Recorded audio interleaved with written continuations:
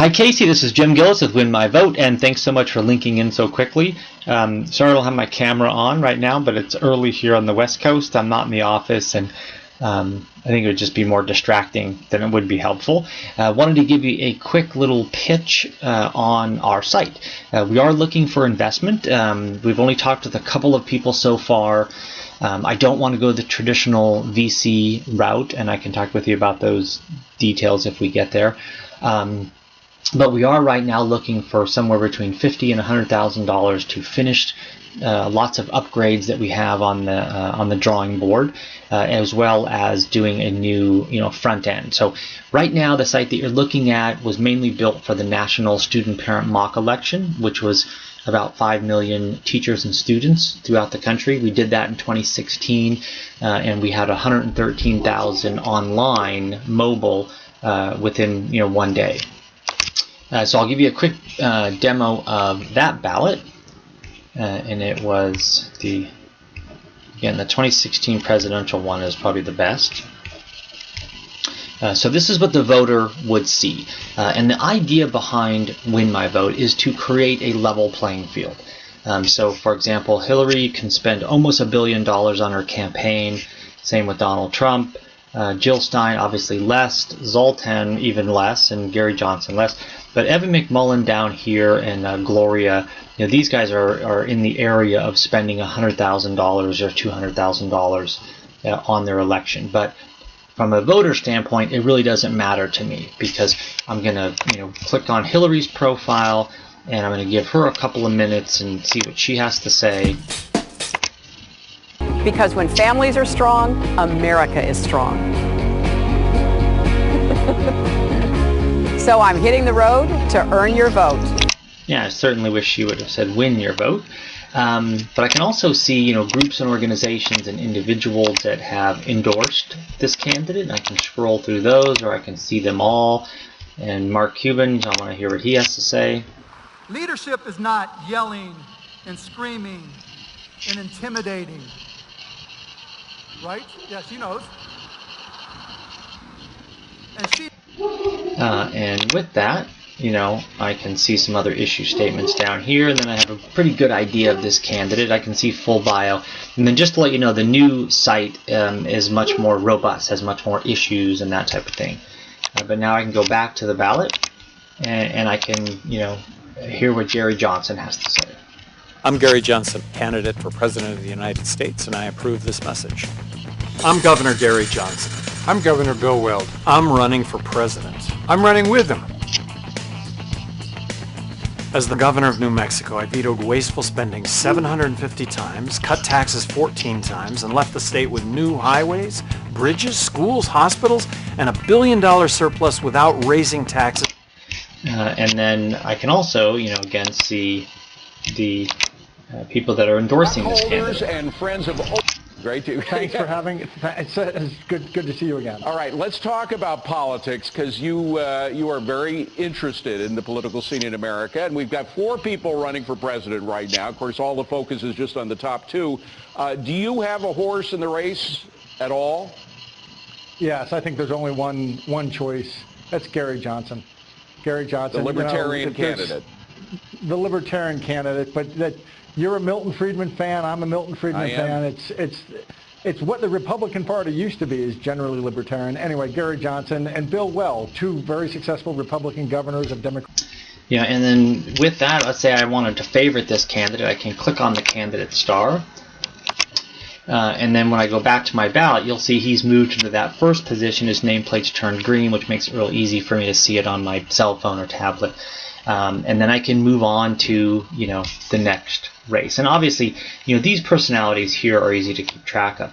But when you start going down your ballot and you go into Congress and then state assembly and state senate and down to school board, it starts getting much more complicated to keep track of. And this is where your cryptocurrency PAC would come in play, where it's, let's say if I do a little bit of research, or if you guys reach out to me and say, hey, we're making these endorsements, we're doing the research on these candidates or propositions or measures, and I say, yeah, you guys sound great, I want to select you as a trusted source, I want to be able to see all of your endorsements. that's where it comes in handy, because now Matt Haney may be, great when it comes to cryptocurrencies. Rachel may be horrible. She may say that one of her big things when she becomes a state assemblyman or a state or a member of Congress, is to wipe that out, and that way I can keep track and manage, those types of things.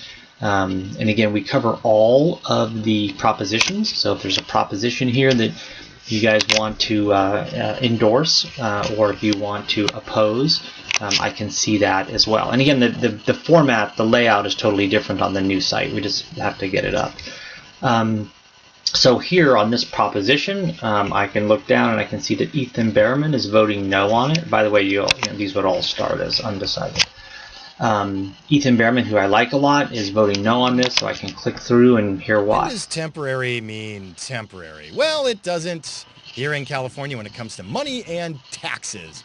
We passed Proposition 30 back in 2012, which was a state board of education, a county board of education, and a district board of education. All other states have two: state level, district level. I say absolutely no. By the way, I have kids in public schools in California. I want the best public schools.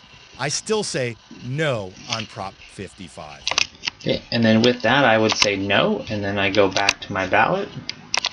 And you can see here, it's nice and prominent no, and then I can also see up here that it looks like it's doing okay. 13% are favoriting, 80% are still undecided, and 7% are against it. So supporters and those who oppose this proposition, this will help them, as well as regular voters. If I really feel passionate about this and I want to get involved in it to make it fail, right? So to get the no vote, I can then start sharing that with friends and doing other things. So hopefully we can get that number up. So it really allows people to participate at a whole new level. And this is real, by the way. We had 17 state propositions, and then we had 26 local measures, which is crazy to see. And there's no possible way anyone could manage these things on paper, and most people don't even use the paper. They just try to remember what they're going to do. So that's kind of the basic functionality of the site. The aim of the site is to create a level playing field, and also to change the way things are happening right now when it comes to this pay for play, when it comes to this I'm on Facebook and all sorts of who knows who can pay money to put up fake news and to try to influence me and do all with the trusted sources. I have my ballot, I select my trusted sources, and I look at the candidates and I make a well-informed decision based on all of the information and the facts that are in front of me. The business model is that candidates pay, and I can tell you right now from talking to lots and lots of candidates that they would be willing to pay thousands of dollars once the voters get to this site, so that it's a direct message to the voters. Right now they're spending tens of thousands, hundreds of thousands, millions of dollars trying to get their message to the voter through mass media, which is the worst possible way of doing it. So they want to pay money to talk directly to the voters. Voters want to hear directly from them. I have no idea why someone hasn't already done this, but would love to talk with you about it. Feel free to call. I'll be around most of the weekend, and then regular business hours during the week. Thanks a lot. Bye-bye.